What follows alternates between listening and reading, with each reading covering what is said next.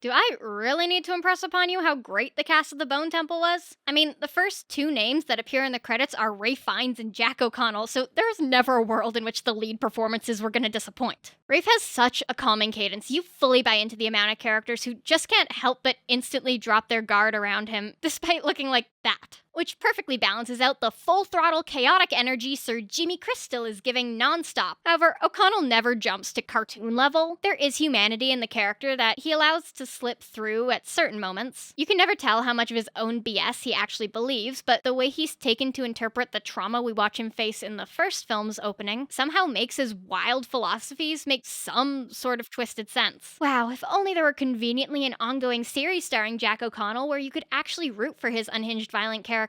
Oh wait, there is! Watch SAS Rogue Heroes, watch it now! Of course, technically neither of them are the series protagonist. That title still firmly belongs to Spike, portrayed by an at the time it was filmed 13-year-old Alfie Williams. It feels demeaning to call him a great child actor. He's just a great actor. Between this and the first film, some of the beats he has to hit would be difficult for anyone to pull off, but he does what the films require and then some. Honestly, the fact that he didn't make it into Best Young Performer at Critics' Choice isn't the issue. He straight up should have been nominated as a lead. Beyond just his own talent, this is also another indication of how goddamn awesome Nia DaCosta is as a director. She gets great performances from her actors, and even if they're already talented industry veterans, she knows how to highlight their strengths and elevate the choices they make. Tessa Thompson as Hedda Gabler was straight up my favorite lead performance of 2025, but it's fine, we're gonna give it to fucking Hamnet instead. No hate to Jessie Buckley, she's awesome. I've already talked about why Hamnet pisses me off so much, and it's not her fault. Semi-related side note, but great year for younger actors giving performances that would be impressive regardless of age. Actually, speaking of Hedda, it was a very pleasant surprise when Mirren Mack popped up both there and in Bone Temple. I'll never get over how great she was as Catherine Villiers and Marion George. I don't know if it's just a coincidence that she was in two of DaCosta's films in a row, but I would love it if this becomes an ongoing director-actor pairing. Oh yeah, Louis Circa suddenly shows up for a bit. Wikipedia lists his character Tom as being the father of Kathy's unborn baby, even though those two are giving a lot more sibling energy in what little we see of them interacting. I'd actually assumed Elliot Ben's character Matthew was the implied dad to be, which makes a lot more sense given the actor ages, but in lieu of direct confirmation from a primary source, I guess we'll just have to wait until part 3 to know for sure. All of the actors that played the fingers were fun, really cringe, but in a good way. Of course, Erin Kellyman being the most prominent. She plays well on that edge of uncertainty as to whether she'll side with or against Spike. It's obvious she's protective of him, but also just as violent as the others. So interesting though, how you can tell Jimmy does actually care about them. Some more than others, of course. I guarantee though, the most shockingly compelling performance is that of Chai Lewis-Parry. If you don't already know who he plays, don't look it up. Go in blind, you'll absolutely know what I mean when you see it. No, I don't mean that. All I'll say is he was in the last movie as well. I really don't want to spoil any of this arc for you, but there is just one moment in a train car that, no, oh my gosh, just go watch it, okay?